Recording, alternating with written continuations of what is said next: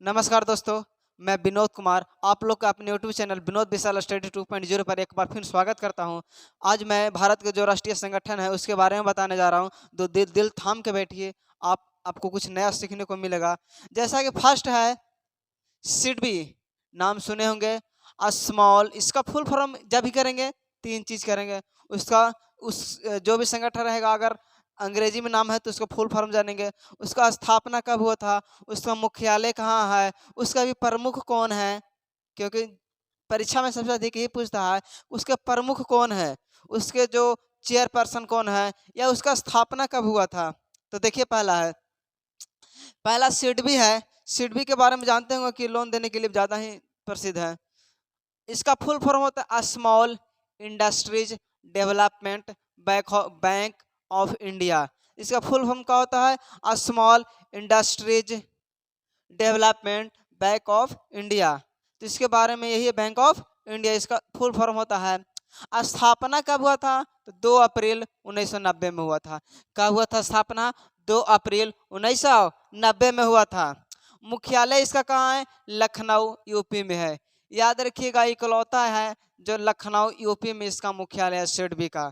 इसके प्रमुख कौन है? ऐसे लिखल नजर आएगा एस रमन, लेकिन इसका एस रमन का पूरा नाम है शिव सुंदरम रमन है। Shiv Sundaram Raman.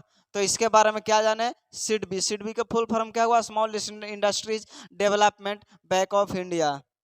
Bank of India. इसका स्थापना कब हुआ था?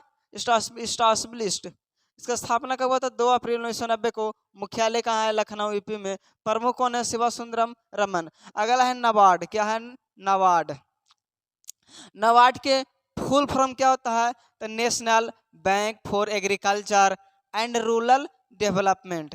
क्या होता है full form? National bank for agriculture and rural development. इसका स्थापना कब हुआ था? तो 12 जुलाई 1988 में हुआ था। कब हुआ था स्थापना? 12 जुलाई 1988 में। मुख्यालय कहाँ है? मुंबई, जो कि महाराष्ट्र की राजधानी है, आप सभी को जानते होंगे। प्रमुख कौन है? जी आर चिंताला। कौन है प्रमुख इसके? जी आर चिंताला। तो इसके बारे में जान लेना। नाबार्ड के national bank for agriculture and rural development स्थापना कब हुआ था? 12 जुलाई 1988 को। मुख्यालय कहाँ है? मुंबई। प्रमुख कौन है? जी आर चिंताला। नेक्स्ट है NHRC। नाम सुने होंगे, भारत का राष्ट्रीय मानवाधिकार आयोग संगठन इसको बोला जाता है। इसे अंतर्राष्ट्रीय भी है, लेकिन भारत के इसको बोला जाता है भारत के, जो कि भारत के मानवाधिकारों की रक्षा करने के लिए जाना जाता है। क्या है NHRC के full form? National human rights commission of India. Hindi में इसको बोला जाता है भारत का मानवाधिकार आयोग। इसका स्थापना कब हुआ था? 12 अक्टूबर 1993 को। स्थापना कब हुआ था? 12 अक्टूबर 1993 को। मुख्यालय मुख्यालय कहाँ है? नई दिल्ली में।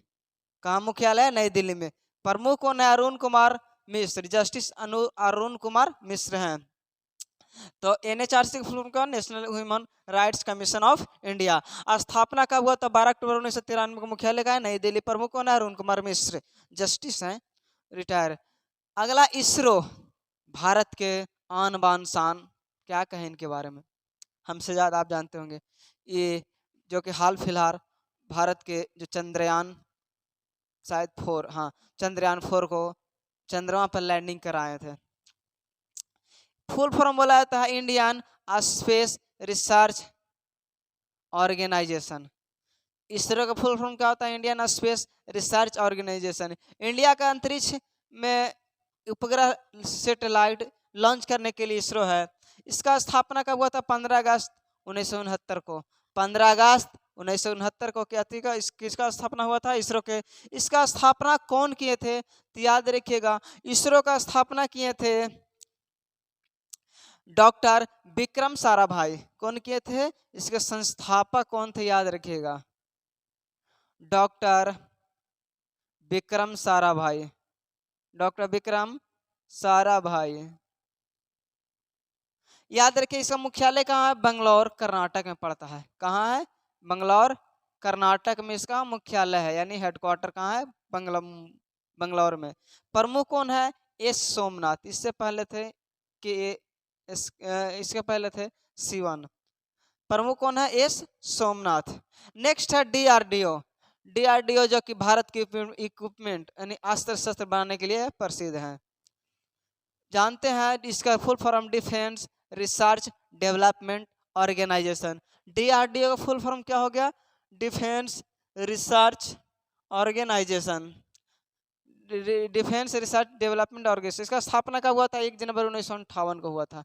स्थापना कब हुआ था? 1 जनवरी 1958 को हुआ था। मुख्यालय कहाँ है? नई दिल्ली।